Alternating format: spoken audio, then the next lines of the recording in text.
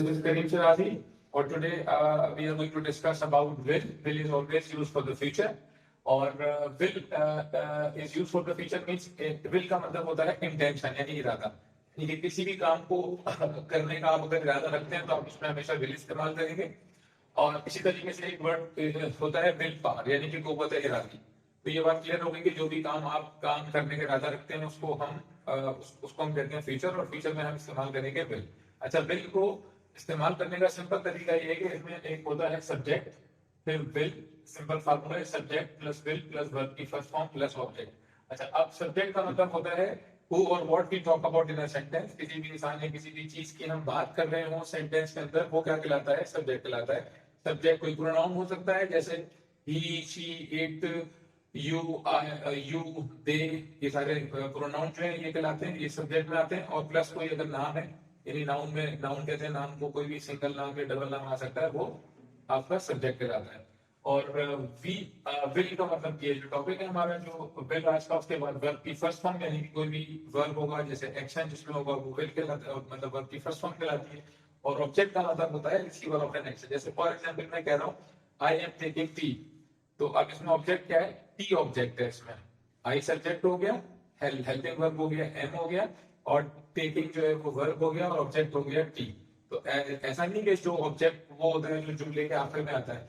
Sometime ऐसा भी होता है, जैसे हम एक जुमला बनाता हूँ I am taking tea in the garden, तो ऑब्जेक्ट जो है वो टी है, इन द गार्डन फ्रेज है, यानी कि ऑब्जेक्ट की डेफिनेशन है रिसीवर ऑफ एन एक्शन, यानी कि काम को रिसीव करने वाला।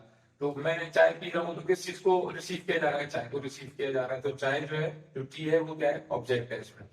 इसी तरीके से फ्यूचर के टाइम में सबसे अच्छी जो बात है और जो इजी लगता है लोगों को, वो इसलिए लगता है क्योंकि इसमें आपने कोई चेंजिंग नहीं करनी। जिस तरह प्रेजेंट टेंस में आपने कहीं एस लगाना होता है, नेगेटिव में डजंट लगता है, कहीं पे हैज लगता है, कहीं पे हैव लगता है, ठीक है। तो इसमें ऐसा नहीं है, इसमें कोई भी प्रोनाउन होगा या कोई भी सब्जेक्ट होगा उसके साथ डायरेक्ट आप लगाएंगे विल, और उसके बाद वर्ब की फर्स्ट फॉर्म लगाएंगे स्टेट। जैसे फॉर एग्जांपल ये जुमला है आई या यू लगा लें आप, you will succeed in life, तो यू सब्जेक्ट हो गया, विल आपका जो हेल्पिंग वर्ब है या इसका जो टॉपिक है वहां में विल, उसके बाद सक्सीड जो है वो वर्ब हो गया, और इन लाइफ जो है ये ऑब्जेक्ट नहीं है, ये फ्रेज है, ठीक है। तो बहुत सारे सेंटेंस के अंदर फ्रेज ऑब्जेक्ट होता है, कुछ सेंटेंस में ऑब्जेक्ट नहीं होता। जैसे for example I am swimming, मैं तैर रहा हूं, तो अब इसमें ऑब्जेक्ट की जरूरत नहीं है। अगर आप बोले I am swimming in the pool, तो इन द पूल ऑब्जेक्ट नहीं है। तो कोई भी वर्ब होगा जो आपने लगाना है विल के बाद, तो इसका मतलब है कि आप उस काम करने का इरादा रखते हैं।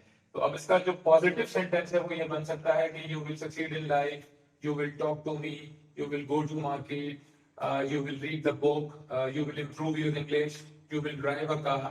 कोई भी पॉजिटिव जुमला यू के साथ, आई के साथ, शी के साथ आप आराम से विल के बाद फर्स्ट फॉर्म लगाएंगे और जुमला आपका पॉजिटिव मुकम्मल हो जाएगा। उसके बाद है नेगेटिव सेंटेंस, जैसे for example you will not succeed in life, तो आप जिंदगी में कामयाब नहीं होंगे, यानी कि ये नेगेटिव सेंटेंस होगा। तो कोई भी प्रोनाउन होगा विल के बाद आप नॉट लगा देंगे, फिर वर्ब की फर्स्ट फॉर्म लगा देंगे और आपका जुमला मुकम्मल हो जाएगा। इसी तरीके से जब हम इसका बनाएंगे कंफर्मेटिव क्वेश्चन, कंफर्मेटिव क्वेश्चन का मतलब होता है उर्दू में तस्दीकी सवाल। जब हम कोई चीज कंफर्म कर रहे होते हैं, confirmative question always start with helping verb.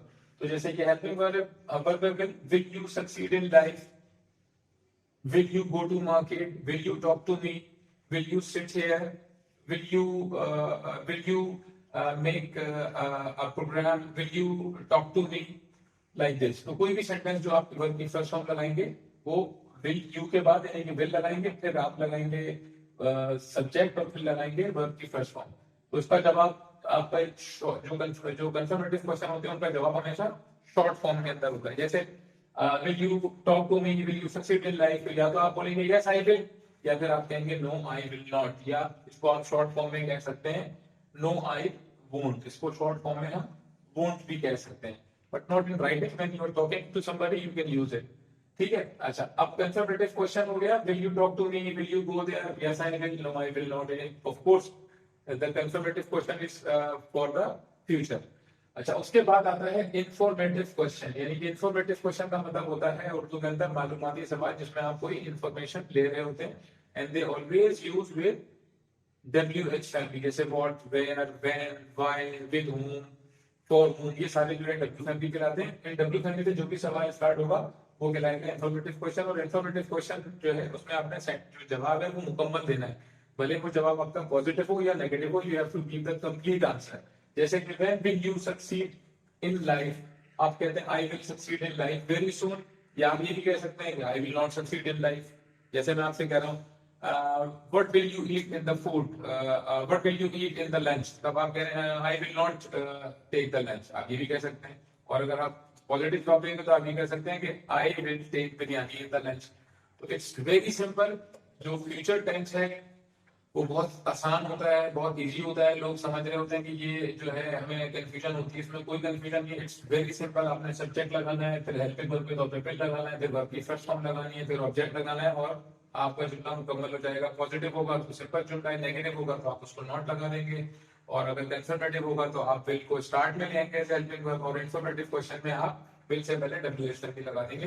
तो I think I am clear to make you understand that this is very easy topic and you should start practicing। अच्छा, कोई भी टेंस हो, कोई भी स्ट्रक्चर हो अंग्रेजी के अंदर, उसमें प्रॉब्लम होता है कि हम सीख तो लेते हैं कि अच्छा भाई ये विल होता है, ये इसका फार्मूला है, इसको इस तरह इस्तेमाल करते हैं, बट जब तक आप उसको प्रैक्टिस नहीं करेंगे when you are writing something, या जब आप when you are speaking with somebody, अगर आप उसको यूज नहीं करेंगे तो फिर आपको जब प्रैक्टिस कम होती है तो फिर आप समटाइम भूल जाते हैं, फिर कंफ्यूज हो जाते हैं, और फिर you are likely to make more mistakes। So it is better for you to practice daily if you are improving your English, either writing or speaking।